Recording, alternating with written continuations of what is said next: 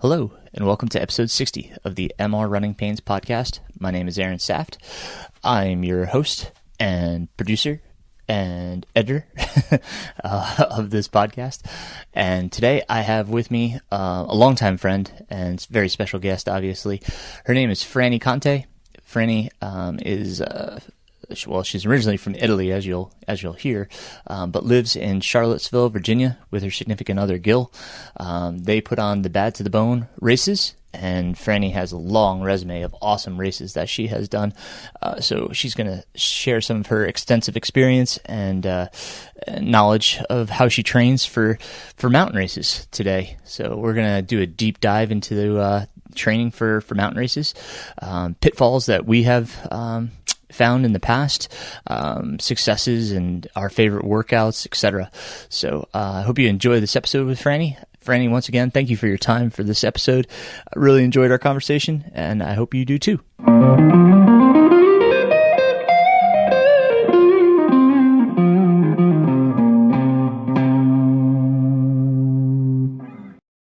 All right. Well, I'd like to welcome to the show here, Franny Conte. Franny, how are you?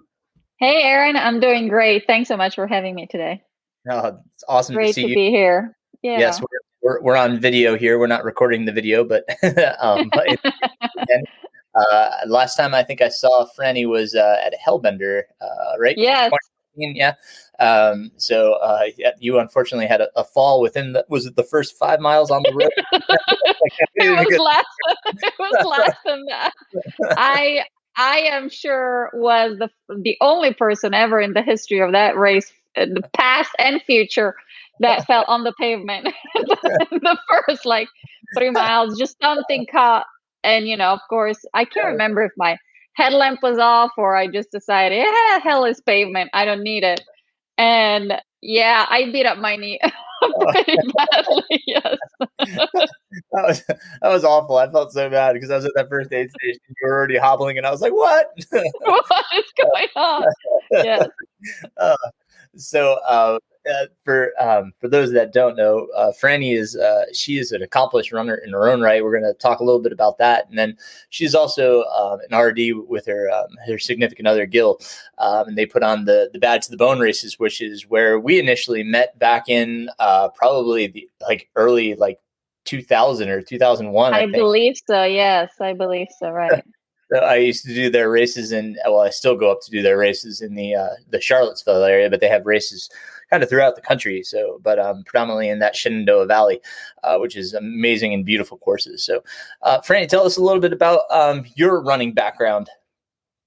So I've been running for a while. I think about, 15, 16 or so, maybe a little bit more.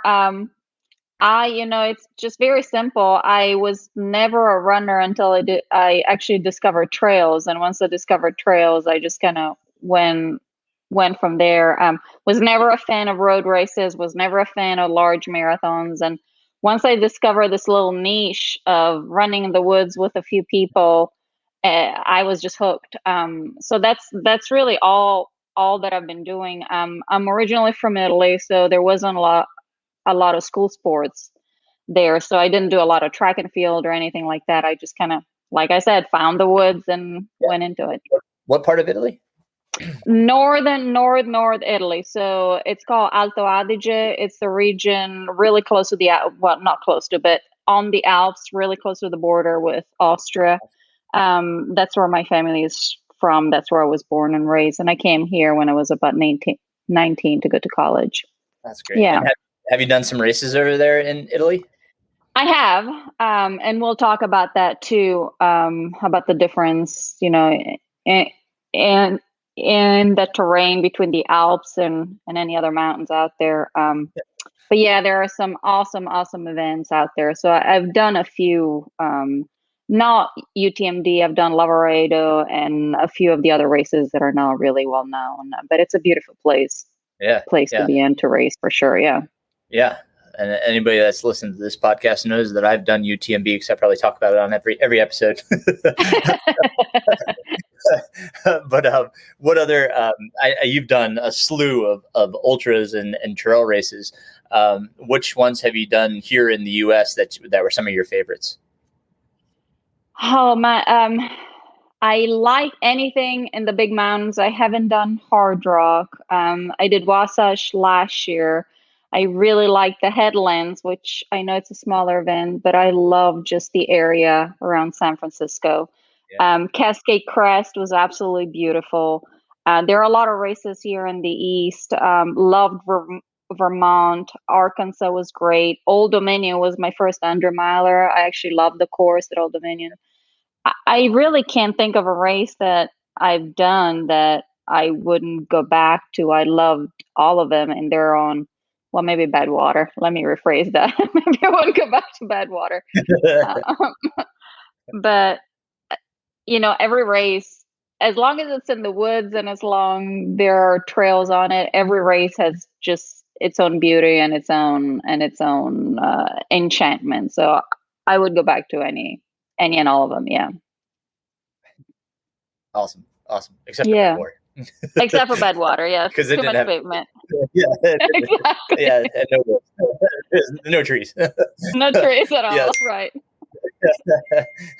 Yeah. Exactly. I got to crew that one. Yeah. And the guy that ran it, he's like, "When are you going to go so I can crew you?" And I was like, "Never." No. Never. Never. No, thank you. No. So, but yeah. So we wanted to kind of talk about how we can kind of just have some training for these type of mountain races that we were kind of talking about here. And we're going to go from when having access to hills and mountains to if you're stuck on the flat, and don't have access to that kind of stuff. So, in your typical training cycle, if you were training for a mountain race, and when we define mountain race, it can be anything with significant gain, which I mean, that can be, many things to different people. So, something like Pinhoti, with like 16,000 feet, that could be, considered a mountain race to somebody from Florida. Right. So, right. Well, it is right. Exactly. Right. Yeah. So, I mean, if you were to do a typical training, for a mountain race, what type of elements do you like to include in your training? Do you block it out, and do you have more specific blocks that are focused on hill or climbing, or strength specific? How do you do that?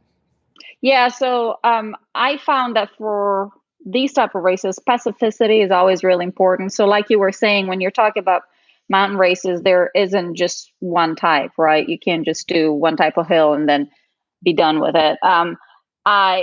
So when I'm training for a mountain race, first of all, I try not to do just hilly training. I try to mix the hills with flatter things, just some of it for my own enjoyment. I just like things that change instead of just doing the same thing every day. And some of it because I think it's beneficial. I'm not a physiologist, but I always think that your muscles always work in different ways, and you're always working something different. So keeping a little bit, maybe not everything, but a little mix, even when you're doing something really specific, it's healthy. I try not to. I might eliminate very flat things like track workouts, but I still keep things like longer, flatter rolling on gravel, for example, which is more runnable. There's not a lot of climb. So when I'm doing a lot of climb, I'll just mix in maybe easier, flatter runs or easier tempo runs that are flatter and more runnable. With that said, when I do the more specific hill training, I try to really think about, especially if I haven't been there, what type of hills are we talking about? There are very hard mountain races and mountain runs here in Virginia, for example, but most of the climbs are longer, they're gradual, to something. So let me back up. You're out in Colorado, the climbs are steep and they're very hard. However, you go to the Alps and you feel like all of a sudden that you didn't know what steep was, right? Yes. All of a sudden there's this other level of steep and you're thinking, I just cannot be climbing for this long and this steep. How high am I going? Right. Yeah. So that's the steepness and the type of hills is definitely really important, because you could be running 7 miles up a mountain, but if it's all runnable, you're not really training for something that's very steep. So you really have to focus on that. And so with that said, when I do the hill workout, I basically try to mimic whatever is going to be into a race. The reason why I like a more mountainous terrain, especially for 100 milers, I feel like it breaks down the race very well. Mhm. If you have a 5 mile climb, then you have a 5 mile down. That's 10 miles that you've been focusing on the climb and the downhill. Where you didn't even realize that you were running for 10 miles. You do 5 of those and you're basically done. Um, so that's what I really like about it, that it breaks down in my head. Instead of thinking of mileage, I just think of the profile and I think about the number of climbs, and it just makes it so much easier to go through the mileage than something where you're just counting the miles in your head. Um, and then, not to mention just the beauty of it. There's just something about the perspective when you're climbing. All of a sudden you're looking at everything in a different perspective, and everything is smaller down below, and you just reminds you how small you are. I just find that fascinating. So that's really the reason why I love races and those locations. With that said, I am not very good at very, very technical, very steep terrain, and I'm talking about just extremely steep. My preference is mountainous, but somewhat runnable. I think it's the combination of the very steep and very technical. If it's one or the other, I'm fine with it. It's just the combination of the two that I find really difficult. Wasatch, I can't remember what mile it was. I think after mile 80, you get this very long downhill, and it's all very steep, and you have these long jumps, and it's just not my thing. I'm just not great at it. So I always try to get better, and that's where the specificity, I think, comes in for sure. Absolutely, yeah.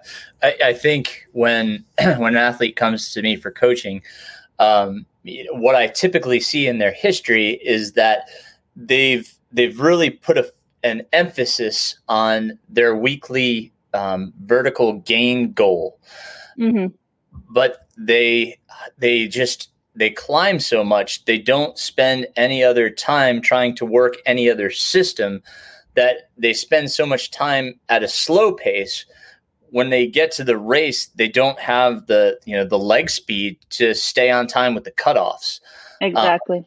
So and that's what I mean by saying, like, how much do you do, like, do you break it up? Because what I like to have my athletes do is have segments, and the closer that we get to that goal race, the more specific we get. It's not to say that we don't incorporate hill training throughout, but when we get to the end of the training block, that last 5 weeks before our taper, that's when we're really going to focus on, okay, this is when we're going to hit our vertical goals. Okay, this is when we're going to get really specific about your race, and getting that kind of average per mile of what you'll see in the race. Right. In the race, right. Right. Yeah. So, it may be that at the beginning we're just doing hill repeats, just working on strides and getting them used to going fast and working that system.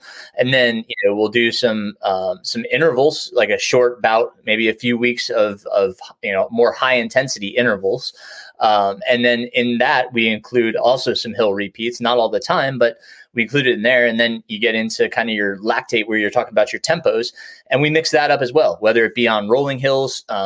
Sometimes we'll do up, sometimes we do up and down, sometimes we'll just do flat. It's like you said, it's really good to vary that training. And then as you kind of progress past that, then you can have a good block of that, just, pure climbing, practice your climbing. And, we can talk about hiking too, because that's definitely a huge part of this. I don't want to right. I don't want to discount that shouldn't be practiced, but I think a lot of people just focus so much on that throughout their training. It's just, they miss so much other stuff. And that's kind of the point that I wanted to hit home, was that, we got to include all this other stuff too, just so you have that, that fitness. Like, that's, I think people underestimate how much fitness counts especially in a mountain race, because like when we get to those mountain races, the better your fitness is, the better you're going to perform. So, Right.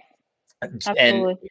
to that point, do you, how do you incorporate like the hiking into your training? What type of things do you do for that? Yeah, so that's where the specificity can become a little bit more challenging, because if you're training for something that's in Europe, for example, finding that level of steepness depending on where you live can be a Right. challenge. Absolutely. So here in Virginia, for example, I have 4 or 5 places that I know have that incline and that steepness. And when I'm trying to do the power walking, that's where I go. The drawback is that you can't really go more than 1 or 2 miles here and be that steep consistently. So you have Right. to go up and come back down, go up and come back down, which is not the end of the world. Um, Right. but it's just like Not where you do sustainable. your Right. right, exactly. But it's just like where you do your favorite tempo races. That's kind of where I go. I know where to go to get that type of power hiking. I try not to power hike everything. There is a level of steepness that I go into power hiking on, but I do believe there is value if you have the fitness and it's not tearing you up too much to run, not run fast, but run a sustainable effort on a hill that's maybe not quite as steep. Yeah. It just gains more time. I find it easier sometimes than power hiking. There's all it's always that balance that's really just in your brain, and nobody can really tell you. It's always that balance between how much your effort level, and so how much energy you're expending and running versus power hiking, what speed you can sustain. You don't want to jog something where you could power hike it faster. What you're more efficient at, I may be a little more efficient jogging where it's less steep instead of power hiking. So it's just a combination of both. And then of course we're talking about, as you get later into the race, you lose some of that flexibility and some of that ease of jogging. So you switch more to power hiking. But it's always that balance. You're always doing calculations in your brain during the race. Should I be running this? Should I be power hiking this? Um, and and I do think that when you're power hiking, you should be power hiking and not just hiking. There is value in training yourself and in hiking fast and walking fast versus just hiking, because you can make up and gain a lot of time doing that, and it's easy to just let your brain wander. It's almost as if when you're running, your brain automatically know which gear you should be in. When you're power hiking, you have to retrain yourself, at least I do almost every year, to really power hike and really take put the force into every step, and instead of just, oh, I'm just going up the hill. So that's something that muscle memory, it's something that I have to get back, because I don't do hard hard power hiking throughout the year. I only do it when I get closer to the race. But it's critical, and your calves are working more. You have to make sure right you have the right shoes, so your whole equipment also changes when you get into more power hiking. And then there's the length of stride, how much you can elongate your stride where it's not quite as steep versus shorter stride where it's really steep. These are all things that you need to try out and really work on during training. Yeah. I think I was listening to Jason Koop's podcast, and Hmm. they had done research, not necessarily Coop, but he was talking about research that he had seen, that it's around a 16% grade in which it switches over to be more efficient to power hike. Now, Hmm. and none of us know exactly what 16% is when we're out there. But I mean, that's kind of what I have my athletes focus on, especially if they have access to like a treadmill, with incline, is that I kind of put that grade that we're practicing at 16%, just because that's the point it switches over, and we may go above that. Some of them like to go a little bit steeper at times, but usually my practice is at like 16% on a treadmill if they have access to that. And I also, this came from Patrick Regan when he was training me for UTMB. And I think Magdalena Boulay, actually, when she was training him for Western States, she had him use a weighted vest. And so that's huge. Yeah. So Ian Sharman talk all the time about the weighted vest, but and it doesn't have to be heavy, 12 to 15 pounds at most. It's a great core workout as well. You really start feeling all of those muscles engage, and you really notice when you start really bending over too much. Cause that's, we typically, we start to bend at the waist, and that's really putting a lot of strain on the hamstring. So you'll notice that and kind of try to get yourself a little bit more upright. And I guess that's, where we would say poles would come in, and trying to keep us simple. Do you use poles at all? I have, not never. No, I haven't. And I have to admit, and I am so sorry because I know people are going to hate me, but I've had disdain for poles for years. It's mostly the noise of them, when I'm running and there's somebody and I can hear it and it's getting closer, and then they're right there and just a tick, tick, tick, and it just drives me absolutely nuts. But then I am trying to navigate something that's very steep, and somebody just goes blowing by with the poles, and I curse myself thinking I should be using poles. So I have tried them here and there. I don't have a great pair. The only pair that I have, they're actually skiing poles that I've used out in Colorado, trying to hike.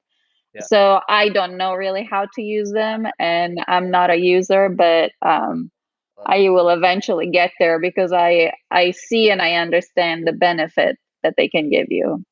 Yeah, I would have been, in real big trouble without them a few times. I had in eastern states up in Pennsylvania, I actually ended up with a temporary hearing loss, which threw my equilibrium. Wow. And I was using power tools doing trail work without ear protection. Oh. And so anyhow, about 40 miles, everything was just really distorted. It was, I was having a little bit of vertigo. And I was, I've told the story before. I was really down, and my daughter looked up and she said, "Daddy, I want to see you finish." And, it was like a switch went off, and I was like, "All right, hand me the poles." Right. So I grabbed my poles, which they were my old, foam, they were super old. The foam was probably rotting off. They were so old because it was when I was hiking with my kids with them on my back. Right. Right. Hand me my poles. They were like my emergency, So, but after that race, I realized, the value of them, especially at UTMB, like the downhills, especially they save for sure. Exactly. But it's one of those things that I really encourage people to use, to learn how to use, and to practice using, because you can use them incorrectly and they won't help you at all. So exactly, you got to learn how to use them properly. And there's some really good videos out there. And obviously, you could go, to an outdoors workshop that, if they're putting on one as COVID opens up again. Right. I really suggest people get to know, how to use those, especially if they're permissible. That's the thing. Sometimes in the US they're not permissible. But if the race does allow it, it's good to at least have practice with them. And then if you need them, you can pull them out. You can use them and utilize them. Yeah, absolutely. So exactly. But and to go back to the weighted vest, some people are like, I don't have a weighted vest. I always tell them, just use your vest, your backpack. Yeah, right. Load it up with your bladder, 2-liter bladder, and put some bottles on the front. We always want kind of a good balance between front and back. Right. Even in race day, you want that balance. So, but that's good weight right there. Just use what you got. I had someone use the backpack and just loaded it with library books. Right. And it's interesting because when I never sweat as much as when I'm power hiking. And I think that has to do with efficiency, right? That when you're running, you've been running for 20 years and you're just more efficient, but it's almost a different aerobic workout when you're power hiking something really steep and hard. Just your body, it's just not not used to it, and that's when you know that you really need it too. Absolutely. And with just like with running, I mean, hiking, it's you should kind of work your way into it and practice just walking outside, non-weighted, Right. just practice walking fast and becoming more efficient with your walking gait, because we practice our running gait all the time, but like we don't think about it. I mean, yeah, sure, we walk around, but we don't walk with intention, we'll call it. Right. Right. Like when we say power hiking, I mean, it's just walking with intention. So Exactly. practice that walking. And again, don't do it weighted, wait till you feel a little bit more comfortable, and then start adding a little bit of weight at a time. You don't have to go right to 12 to 15 pounds, but right away. Right. And then after, some weeks where you feel comfortable, and you don't have to go out much. I mean, just go 2-3 times a week, go out and walk 30-40 minutes, maybe you have a lunch break and go out for a walk and just walk briskly. And then you can start working into the weighted, and then, you can start building incline. If you don't have access to the incline, we'll talk about some other things people can do. But, I really think people undervalue the whole walking, because if we get faster at that, it just makes us faster overall. So overall, absolutely. So very. And we'll get into the what do they do if they don't have inclines. But I think another big thing we should talk about is probably strength training. Do you do any strength or core work? I do different, I use a little bit of everything. Well, the weighted vest is huge, to be honest with you. So I use that quite a bit. I have a routine of different exercises. I like the ball just for simple exercises, and I like that. I'm not saying that I'm consistent. I don't go to the gym simply because I hate the gym. So whatever I do, I'll just do outside or at home. Swimming also helps. I haven't been for the past year because of COVID, but I did see the benefit when I am swimming just on the core. I think that's huge. But I think whatever routine, I think it's important to find a routine that's running specific. Mm-hmm. There are so many core exercises out there that it's not even funny, and it doesn't need to be an hour a day.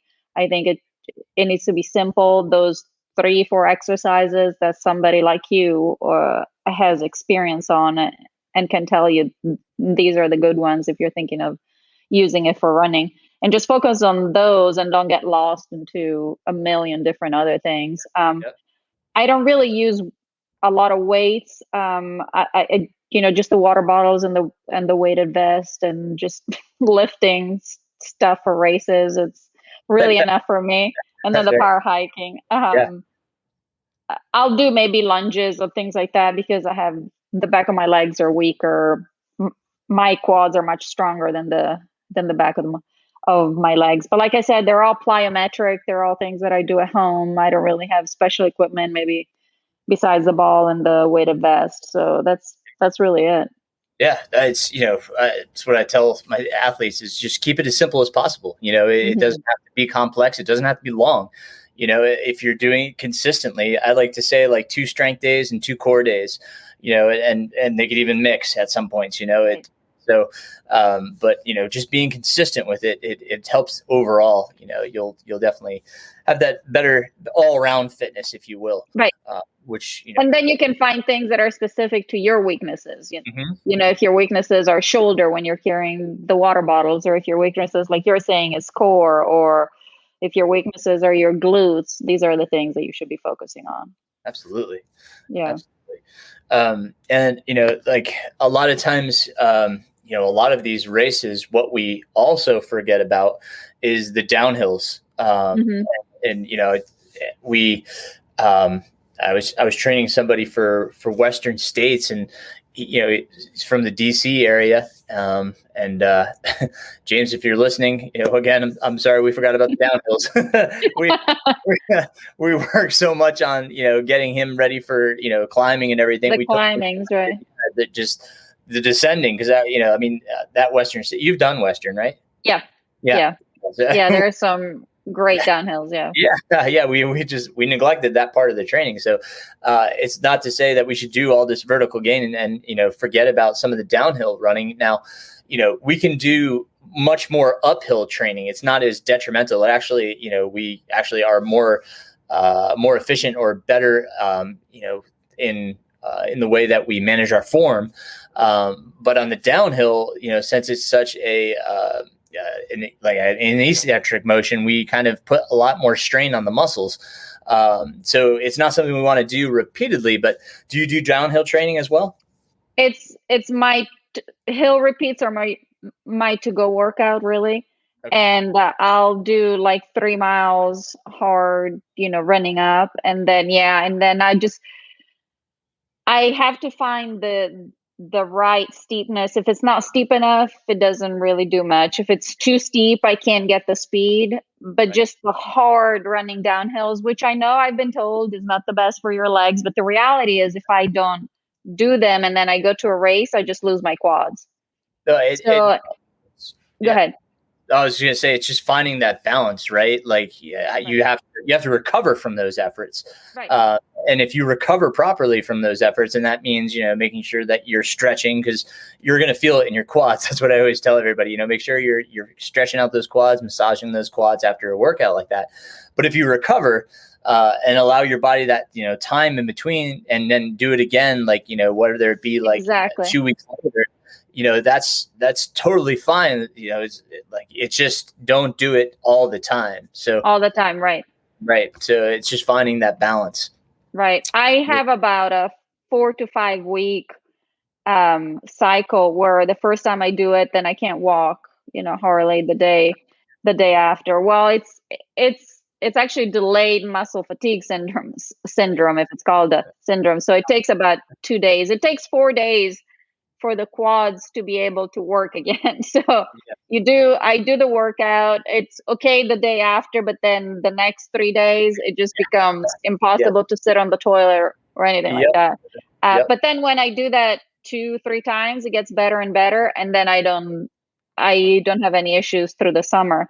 But as far as recovery goes, I'll tell you, we being lacking in massage during COVID, we purchased both the Normatec boots and the Hypervolt.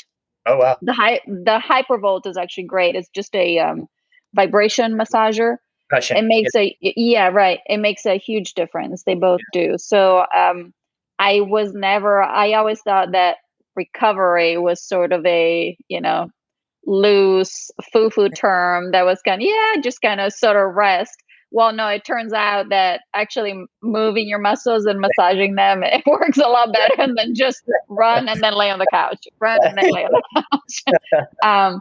So those really help. And they actually help with my quads too. So that active recovery makes a big difference. Awesome. Yeah. And so does your, everything that you do post workout, right. Your fluid intakes and your nutrition, like all of that stuff comes in. So like if you have a big effort that you're going to be sore from, rehydrate, get some good calories back in you, like that stuff will all help flush the muscles, get them moving again and let them start healing, quickly. Exactly. And I awesome. found for the quad soreness, at least for that jelly feeling where your quads are just totally lost, it really has to do with the steepness, how steep it is that you're running.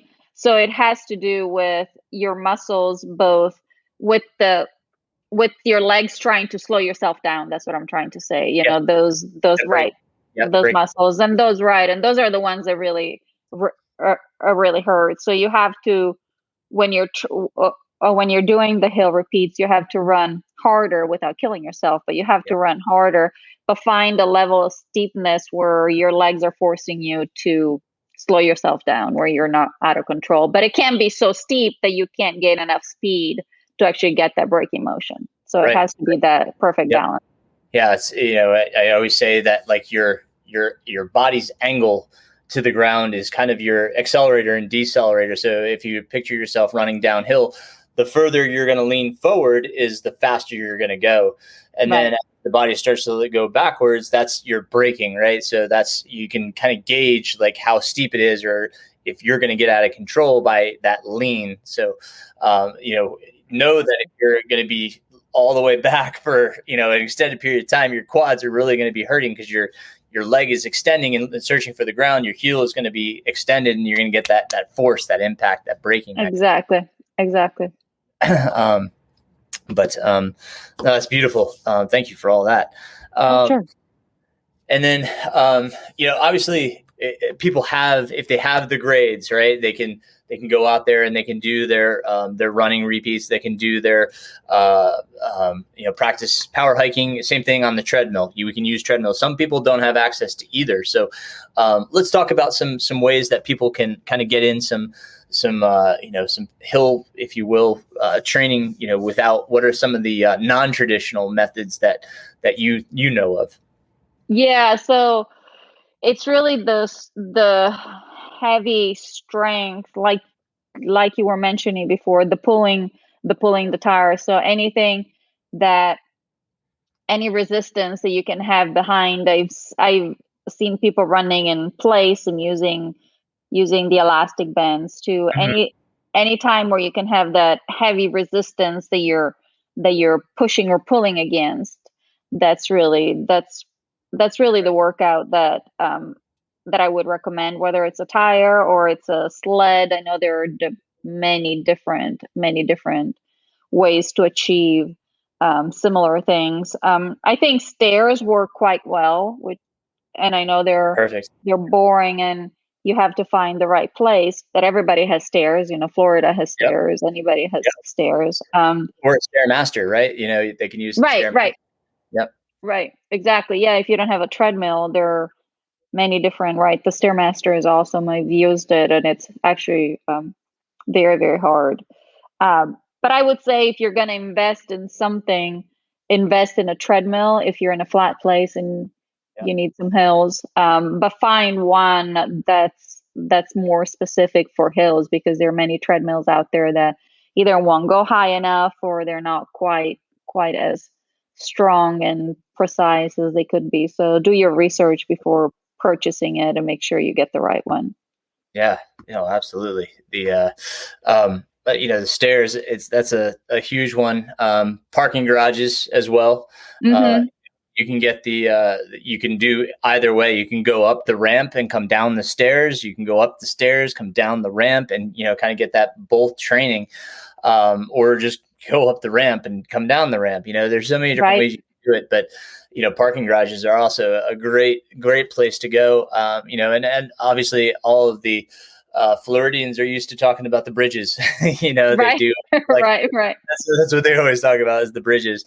The bridges, right? Yeah, the bridges. So, I was talking with another woman yesterday, and she was up in Ohio, and she talked about how they just used to run around the block with the tire, strapped onto their back. And, it's again, just like I just caution, just make sure that you've got good form, that you're not breaking and straining, right? You can hurt your back that way. You can hurt your hamstrings. So right.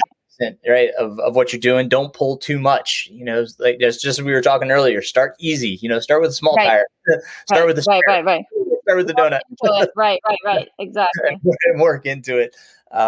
Don't feel like you have to pull a tractor tire. Right. Exactly. But I think that's really, that's some great things right there. And for those that that want to kind of incorporate some kind of workout into their training, and they do have access to a good size hill, what's one of your favorite workouts? What one would you recommend, as just, let's say, for somebody that's just getting into workouts and wants to do a mountain race? Like, what would be one good workout you recommend? So am I allowed to recommend two? Sure, absolutely. So I like the short hill repeats, and I like the longer hill repeats. And specifically by short hill repeats, I mean, you warm up, and then about a minute and a half, not all out, but close to it, maybe 400-meter track effort, and about more than 15% grade. I do that about 10 to 15 times or so, And that specifically helps me because one of the things that I lack is turnover on the uphills specifically. I find it hard. I think it's my form. I am not sure what it is exactly, but it's the turnover.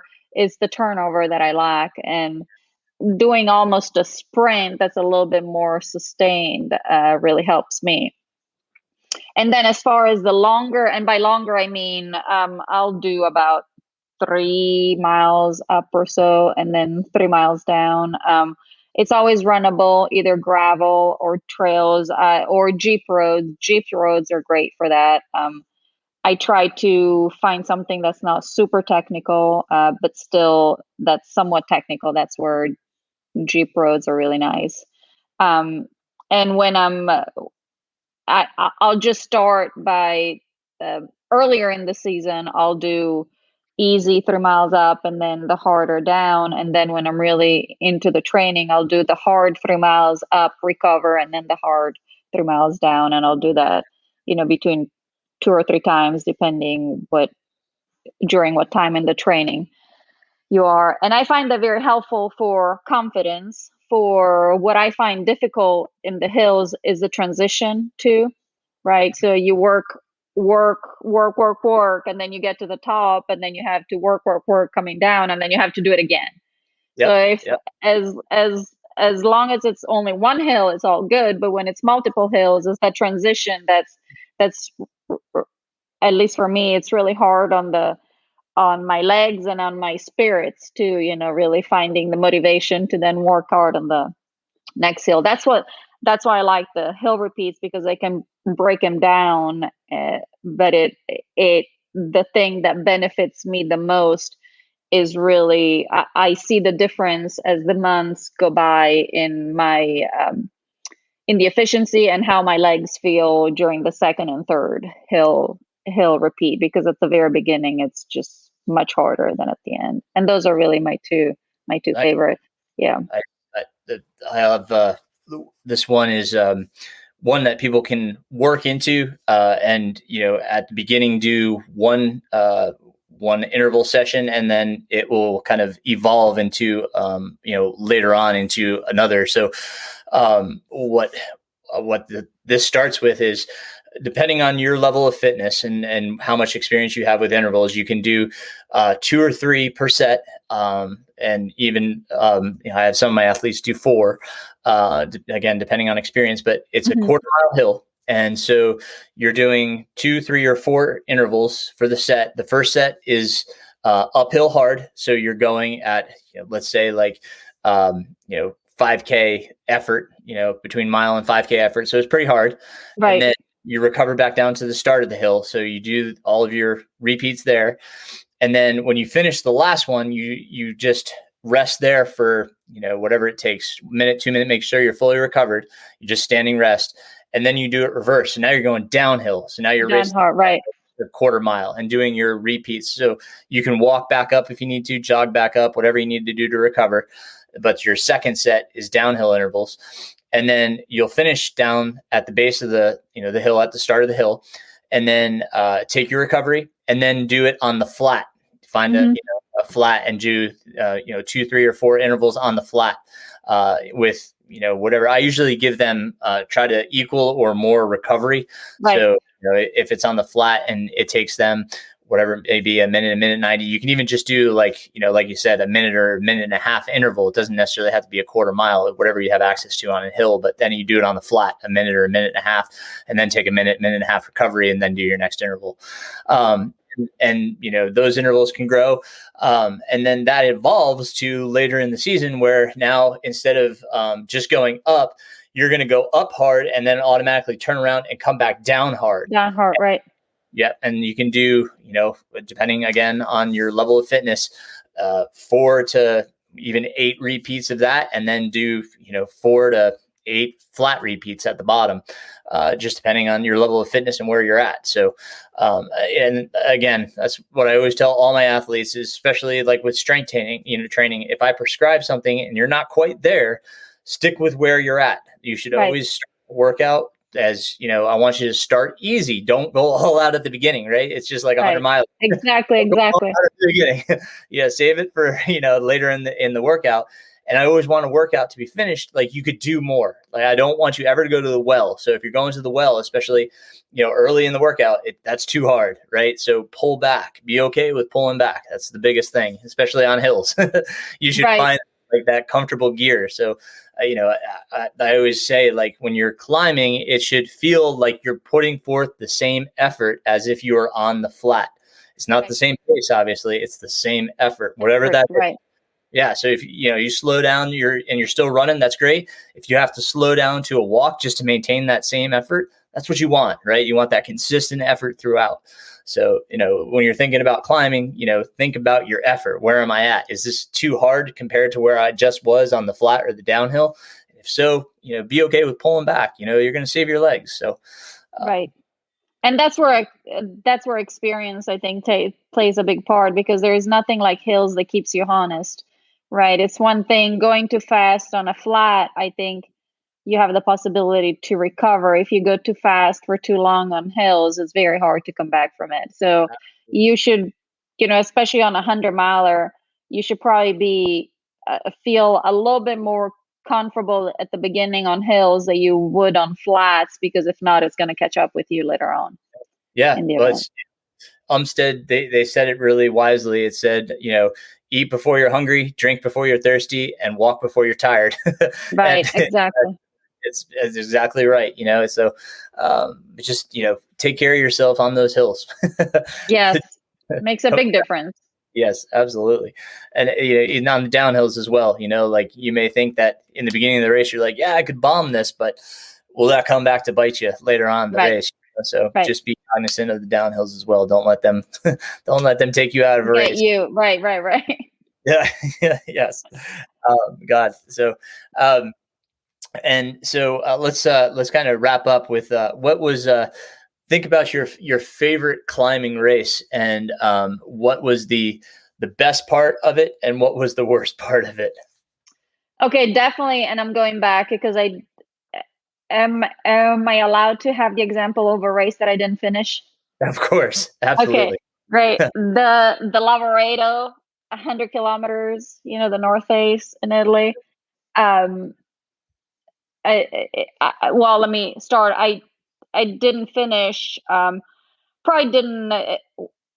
And this is not an excuse, because I don't like excuses. But it was very warm, so it was hard to stay drink enough and eat enough. So with, I don't know how many, not a lot, but maybe 10, 12 miles to go, I was just completely done. It didn't help that I was alone, meaning, if Gil had been there, he's always fantastic at making me do the right things and saying the right things. But anyway, my point was, I felt prepared mentally. There are a lot of people at the race. I think they have over 1,000 or so. And I find that difficult, mentally, to have all those people around. But I was prepared mentally. The climbs were harder harder than Wasatch or anything like that. I found them very hard, very long. You would go steep for so long that you just didn't think it was possible. But just the views and the place, just an unbelievable race. Kind of in the middle. You start at night, you start at midnight, and so around maybe 7 or 8 in the morning, you get up to this to the summit, to this pass, and there's this big hut up there, and all the Dolomites are around you. It was just mind-boggling. I know because you've done UTMB. But the nice thing about the race, and my favorite part, was that they were steep and they were long, but they were not so technical that, it just impeded. You could get in that rhythm and in that pace where you felt like you were working hard, but you were making good time. So that was definitely my favorite. My not favorite part was just to say, I'm going to go home, and that's why I want to go back. It's probably maybe the only race where I DNF'd, where I said I really want to go back and I really want to finish, because it was absolutely beautiful. Yeah. Yeah. Gosh. That's cool. That was very cool. Yeah. It's beautiful, the Alps, and this is just my own personal I think the Alps are just the most beautiful thing that there is. The Dolomites and all that region is just gorgeous. So racing up there. I wish there were fewer people. I'm not a fan of the races with a lot of people, but I'll take it. Yeah.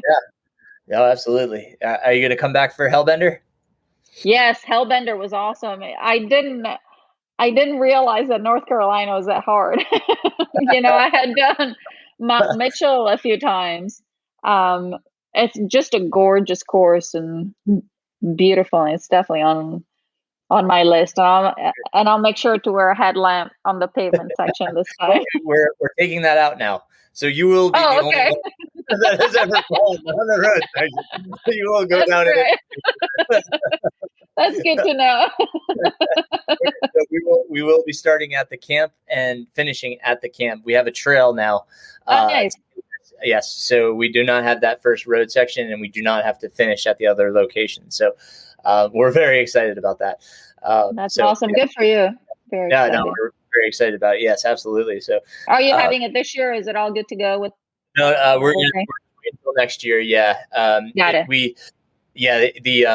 The problem this year was that the Parkway was only allowing 50 people for any event right now, and that's stipulation from the state. So that may change, but we didn't know. So it was too much of a what if, for us to, because we actually need that permit to secure the National Forest Service permit. And it didn't look like we really wanted to, they weren't really going to issue it. So it was kind of too much of a crapshoot. We didn't want to just leave it up in the air and have registration open and they're like, oh, sorry, we can't do it. Yeah, exactly. Exactly. So we held off. But smart. Next year it's hopefully going to be the beginning of May. Nice. That's a great so time. we're going to try to make it consistent every year that first weekend in May if we can. So we're working on all that right now. But very nice. Congratulations. Yeah. Thank you. And Franny, thank you so much for coming on here and sharing your knowledge with us. We appreciate you. Thank you, Aaron. I appreciate you having me on. It's always a pleasure to talk to you and see you.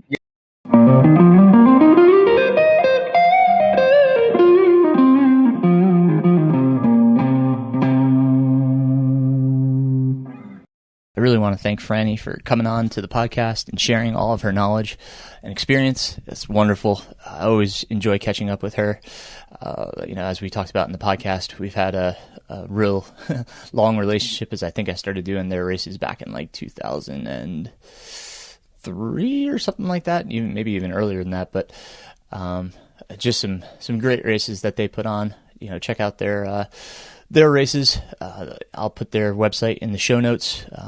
And thank you again, Franny. I hope you guys picked up some tips and tricks for your next mountain race. And if you're not training for a mountain race, perhaps it's a resource you can use further down the road.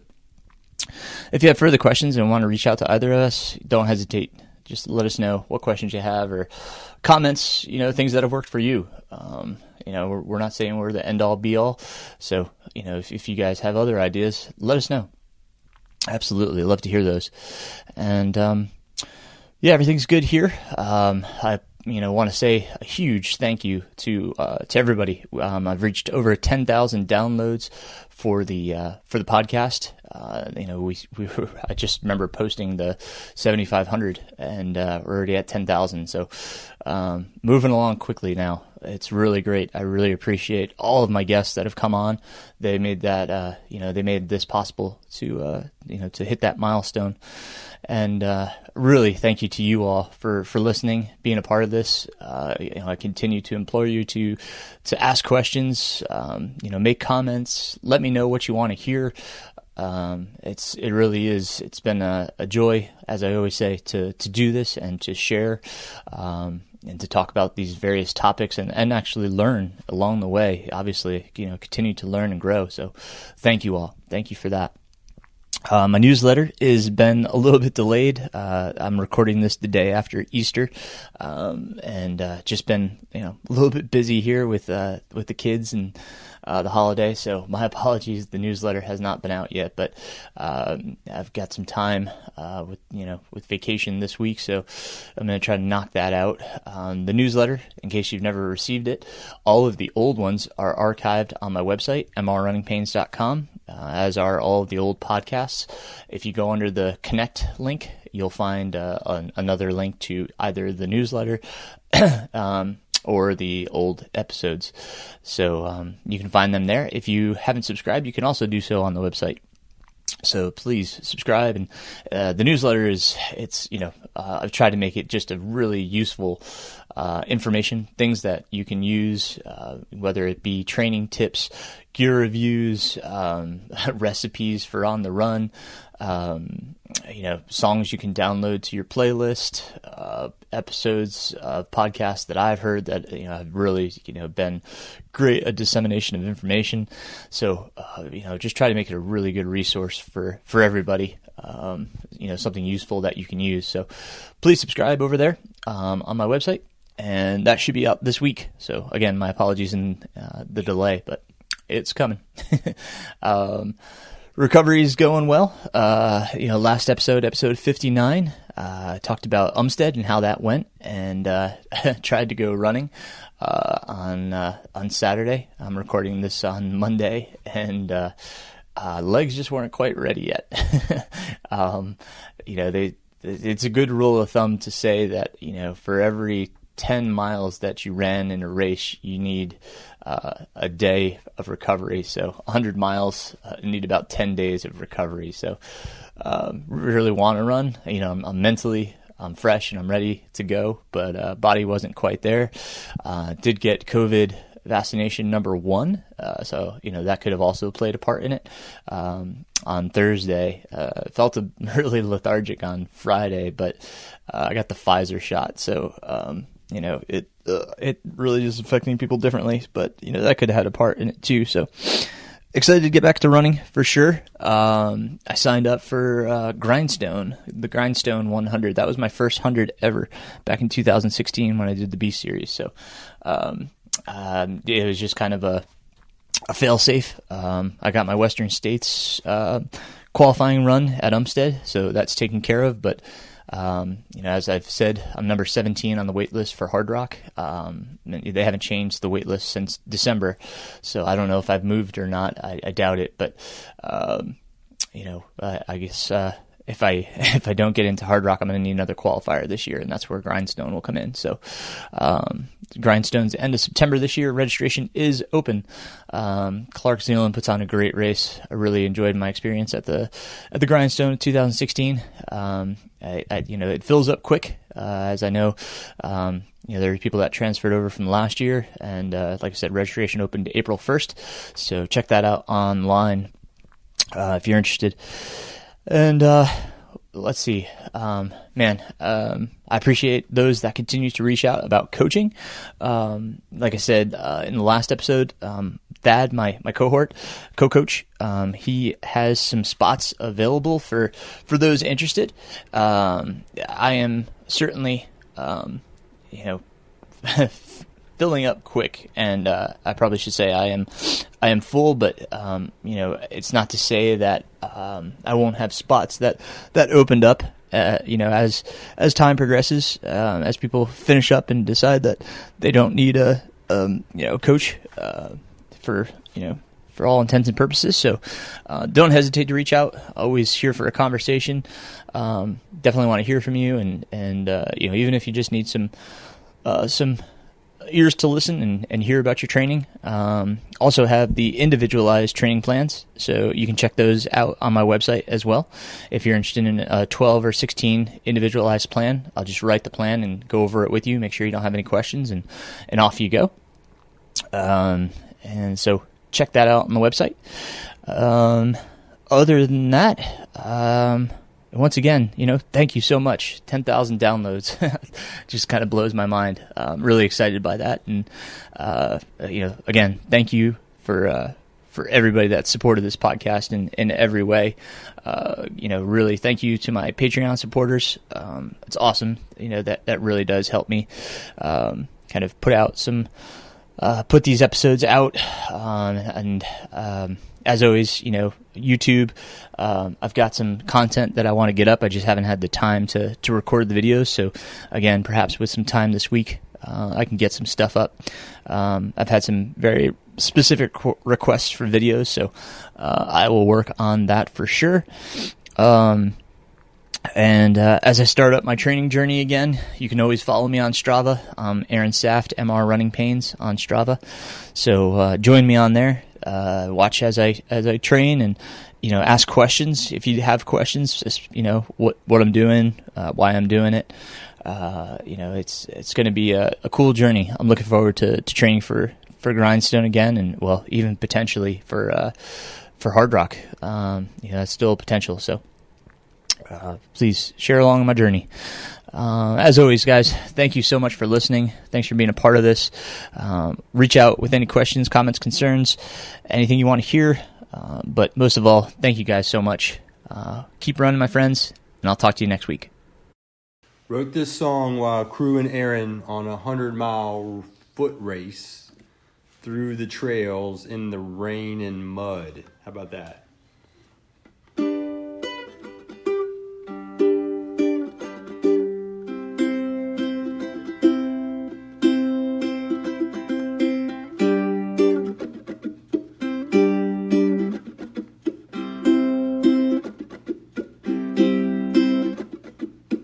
100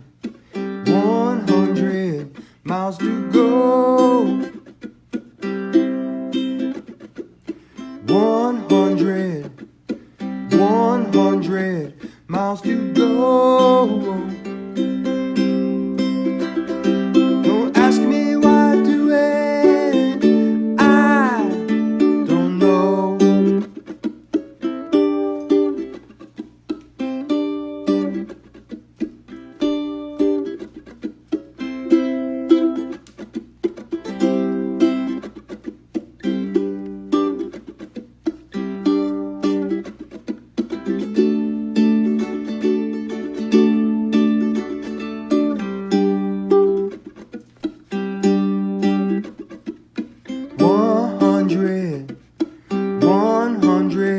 Miles by foot.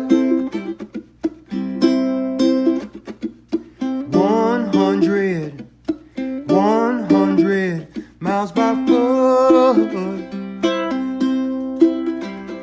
Don't ask me why I do it, I can't stay put.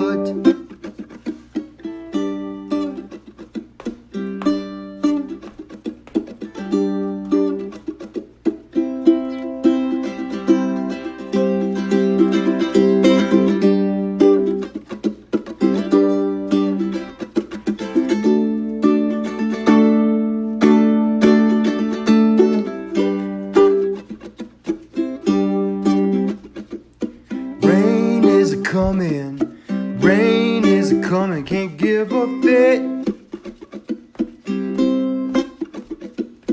Rain is a coming, can't give a fit.